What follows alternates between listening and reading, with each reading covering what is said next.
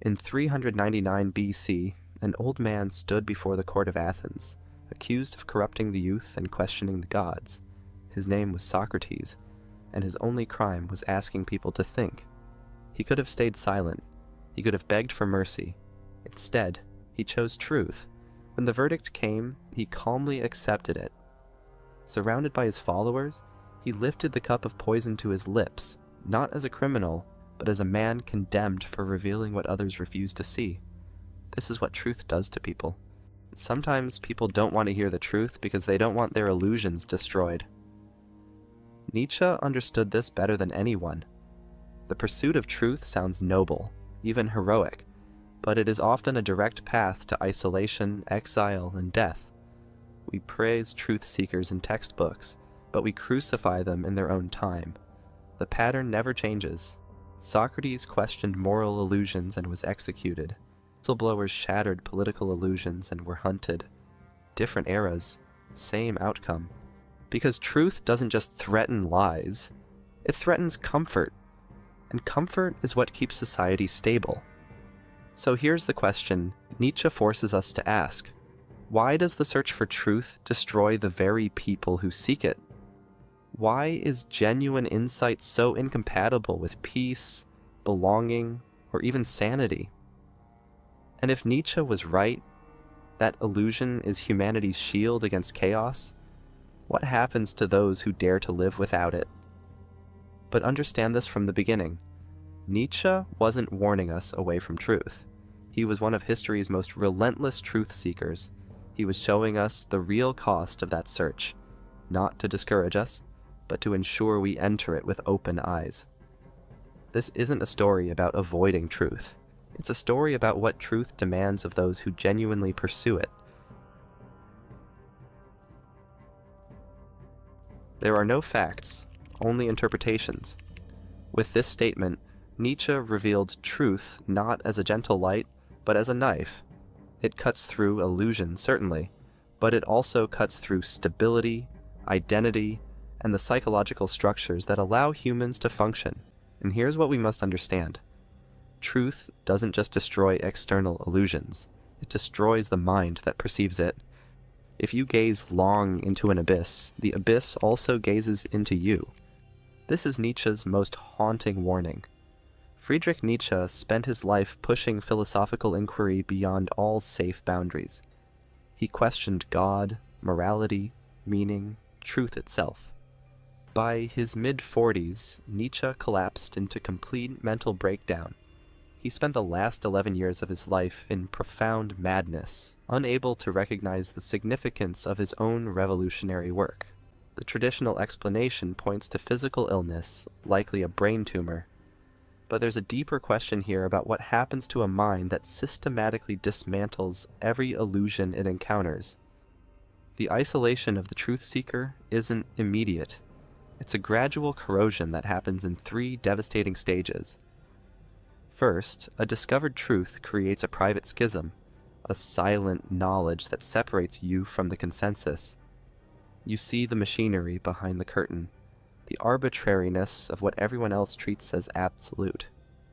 You understand that the emperor has no clothes, but you're standing in a crowd, insisting they can see the finest silk. Then comes the second stage, social rupture. When you articulate the unsayable, you become an active threat to the shared reality of your community. You've stopped being a quiet skeptic and become a dangerous heretic. People don't just disagree. They instinctively recoil, sensing you're offering a fundamental challenge to the operating system of their consciousness. The third stage is the most brutal. You must rebuild your entire worldview from the foundation up alone. Every certainty you inherited about purpose, morality, identity, meaning has been revealed as constructed, arbitrary, contingent. You're left standing in a landscape stripped of the comforting fictions that orient everyone else. The pursuit of truth exacts this toll because it systematically demystifies the world, leaving the seeker navigating reality without the maps everyone else relies on. It's not that the seeker is stronger or more capable. It's that they are now burdened with a clarity that functions as a form of solitary confinement. When you see patterns others can't or won't recognize, when you understand mechanisms that most people find too disturbing to acknowledge, you become isolated by your own insight. There's no community of the genuinely awakened because genuine awakening is rare and fundamentally isolating. You can't share your vision with those who remain comfortable in the cave, to borrow Plato's metaphor. The seer stands alone with their terrible clarity, wondering if the burden of insight might actually exceed its value. This isn't philosophical melodrama. It's the lived experience of anyone who has pushed past comfortable boundaries and found themselves unable to return. The mind that seeks truth pays a price measured in sleepless nights, fractured relationships, and the peculiar torture of seeing clearly while surrounded by people who insist on their blindness. The abyss doesn't just gaze back, it consumes. But the destruction doesn't end with the isolated mind. Society itself becomes an active agent of annihilation. To understand why, we must grasp what Nietzsche meant when he proclaimed, "God is dead and we have killed him." This wasn't celebration, it was diagnosis of a crisis. Nietzsche understood that humanity had destroyed the old foundations of meaning through rational inquiry and scientific advancement, and he saw what most people refused to acknowledge. We were killing these illusions faster than we could construct new sources of meaning. We must understand society not as a passive entity that occasionally punishes heretics, but as a living organism with a powerful psychological immune system. Shared myths and values are its white blood cells. A challenging truth is a pathogen. The immune response is automatic and self-preserving.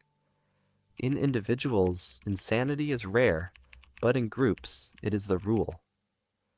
Individual humans can sometimes accept uncomfortable truths, but collective entities, societies, institutions, nations, operate on shared delusions that cannot tolerate fundamental challenges. Ignaz Semmelweis proved doctors were killing mothers with unwashed hands.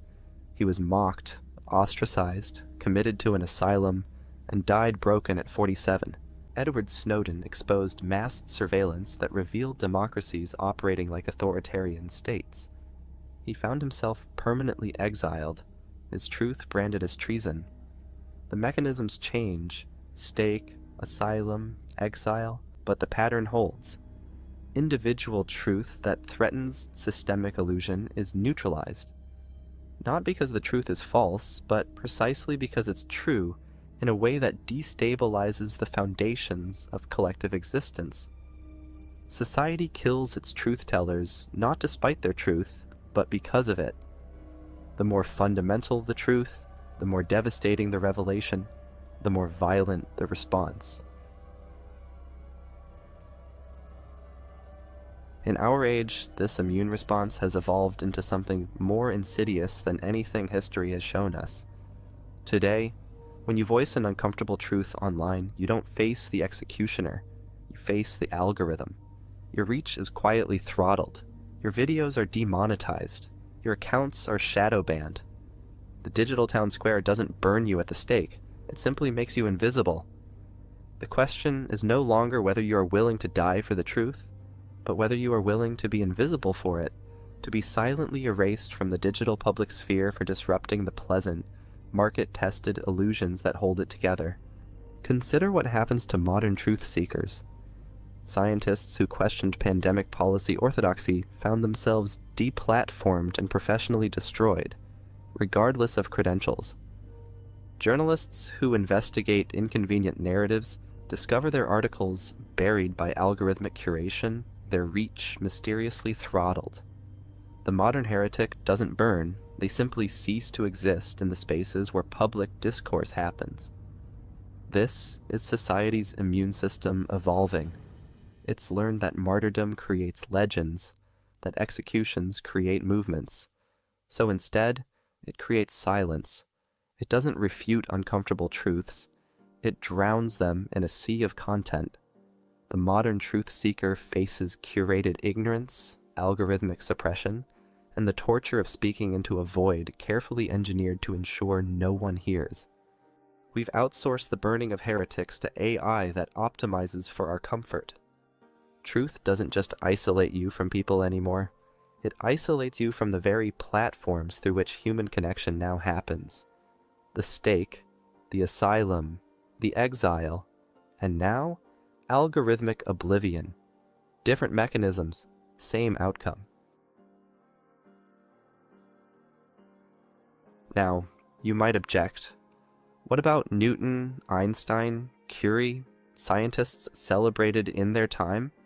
If truth is so dangerous, why weren't they destroyed? This reveals how society's immune system actually operates.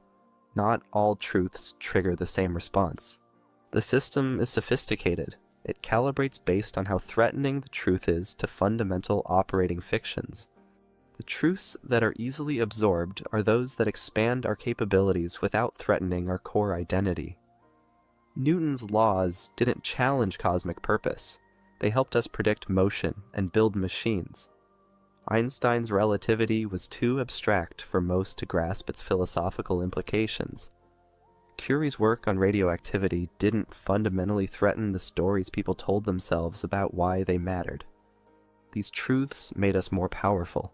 They answered how questions without touching why questions. Society loves these truths because they improve life without disturbing psychological foundations.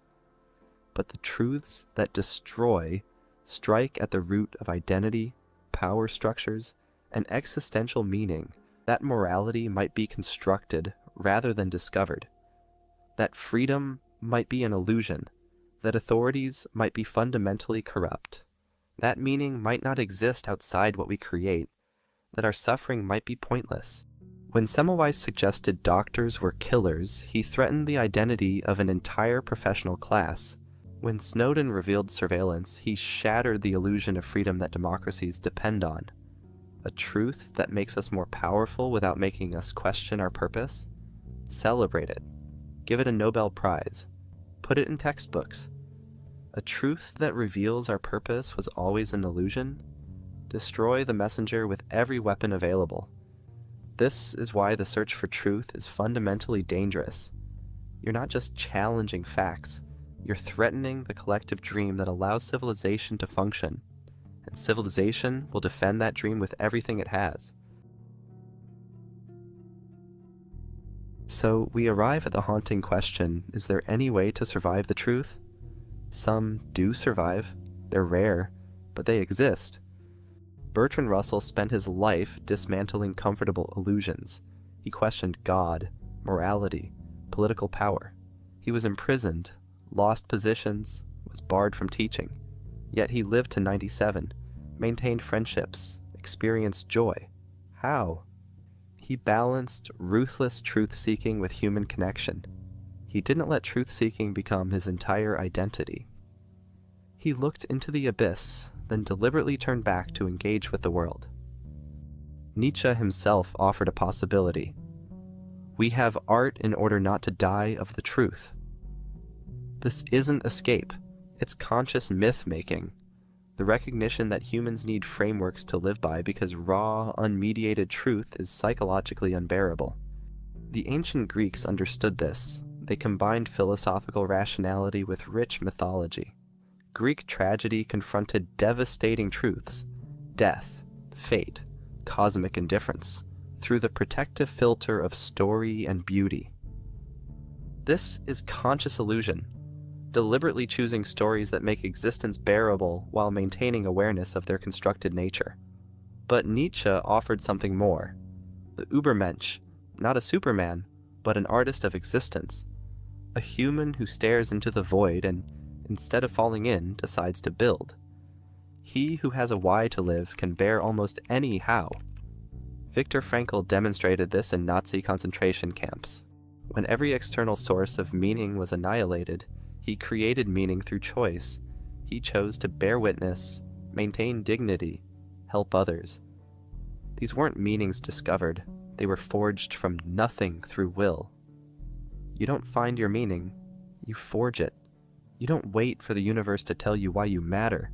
You decide and then live as if that decision were truth. But we must be honest. Russell and Frankel are exceptions that prove the rule. For every truth seeker who survives the void, countless others are destroyed. The possibility exists, but it's rare and brutally difficult. Most who gaze into the abyss are consumed. Most who challenge society's illusions are crushed. Nietzsche isn't telling you to avoid truth. He pursued it more relentlessly than almost anyone. He's telling you to count the cost. If you're going to tear down the illusions that make life bearable, you'd better be prepared to build something in their place. And that building is perhaps the most difficult, most noble, and most dangerous thing a human being can attempt. The question isn't whether truth destroys. It does.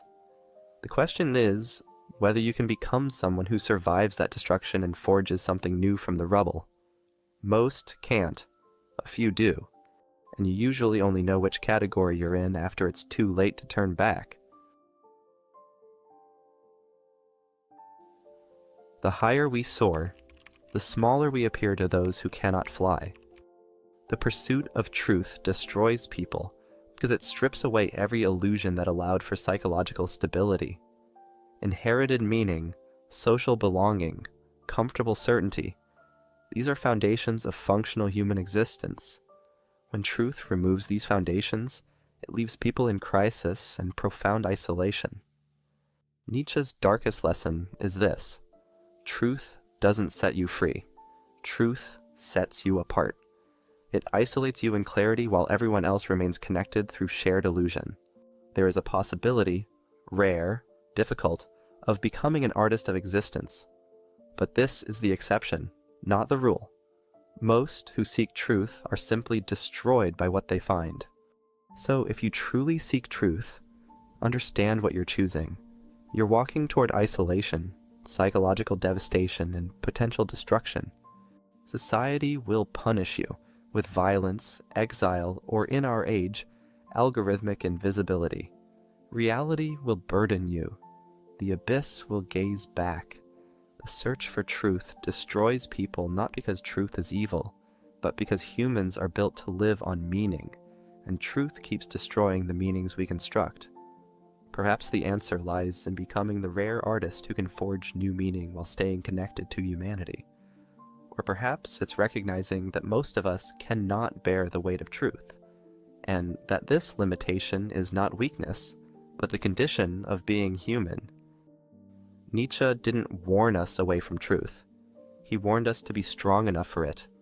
And if we're not, if we're among the many rather than the few who can survive what truth reveals, that's not failure.